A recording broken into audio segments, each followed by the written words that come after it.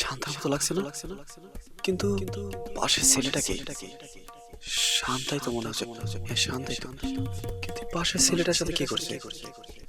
হ্যাঁ, তার মানে ও আমাকে দিনের পর দিন ঠকিয়ে যাচ্ছে এভাবে। তাহলে তুমি আমাকে এইভাবে দিনের পর দিন ঠকিয়ে যাচ্ছ। আমি একটা ভুল মানুষের পিছে দৌড়াচ্ছি। না না, কিন্তু ও আমার ঘরের স্ত্রী হয়ে দিনের পর দিন ঠকাচ্ছে। কি করে?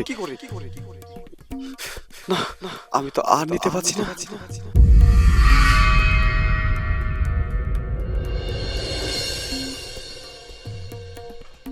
আচ্ছা ঠিক আছে, ওই রোগ পেশেন্টের নামটা কেটে দাও। দাঁড়াও, কোথায় যাচ্ছ এত রাতে? পার্টিতে যাচ্ছি। তোমার লজ্জা করে না? তুমি একজন ডাক্তারের স্ত্রী হয়ে পার্টিতে যাচ্ছ এত রাতে? হ্যাঁ, তোমার লজ্জা করে না সব সময় হাসপাতালে পড়ে থাকো রোগী নিয়ে? এই একটা কথাও বলবা না। কি বললে তুমি? আমি তোমাকে সময় দেই না? হ্যাঁ, কোন অসুস্থ রোগী আছে নাকি কোন হাসপাতালের বারান্দায়? কোন আত্মীয় স্বজন শুয়ে আছে? নাই। থাকলে বুঝতে পারতে তাদের হাহাকার। হ্যাঁ, ঠিকই বলেছো।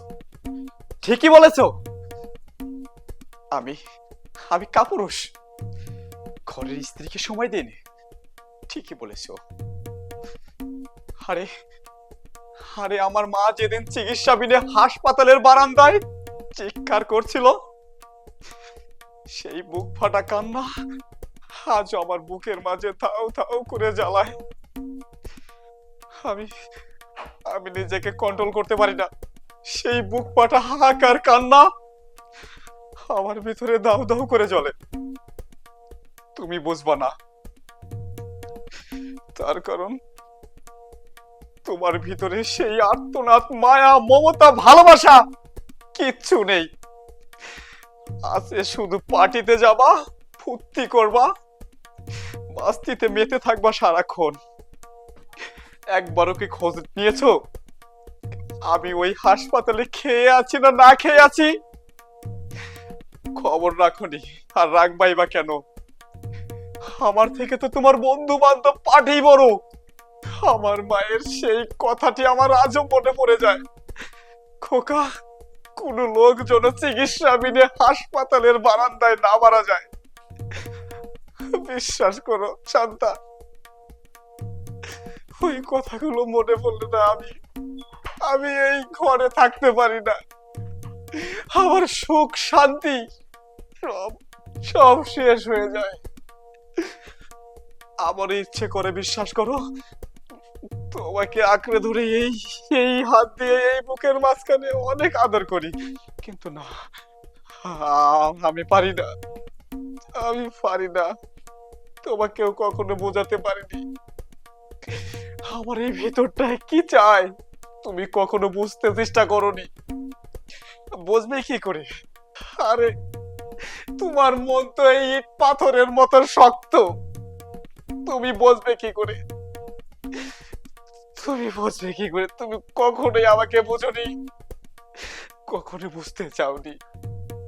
এই দু হাতে মানুষের সেবা করি, আমার কপালে ভালোবাসা জুটিনি।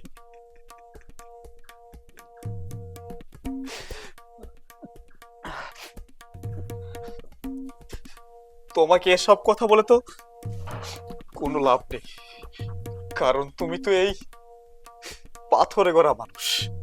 তোমার ভিতরে যদি মায়া, মমতা, ভালোবাসা থাকতো, তাহলে তো আজকে আমাকে রেখে পার্টিতে কখনোই যাইতে পারত না। থাকো তোমার নীতি আদর্শ নিয়ে, তোমার মায়ের আদেশ নিয়ে। তুমি যে এখন বেডরুমে ঘুমিয়ে পড়ো, আমি পার্টিতে যাচ্ছি। আরে যাও। পুরুষকে না বোঝার মতো কেউ থাকে না। দিন শেষে সবাই পুরুষকে ব্যবহার করে যায়। যার যতটুকু দরকার হয় সে ততটুকু ব্যবহার করে। পুরুষের ভিতর যে সুন্দর একটা মন থাকে কেউ কখনো বোঝার চেষ্টা করে না। ঠিক আছে, তোমার যা মন চায় তাই করো, আমি তোমাকে আর কখনো ডিস্টার্ব করবো না। আমাকে বোঝার মতো পৃথিবীতে না কেউ নাই। আরে আমার ভিতর সুন্দর একটা মন ছিল, তা তুমি বুঝলা না। যাও, আমার থেকে যদি তোমার কাছে বন্ধু বান্ধবী বড় হয় তাদেরকে নিয়েই থাকো, আমি আর তোমাকে ডিস্টার্ব করবো না।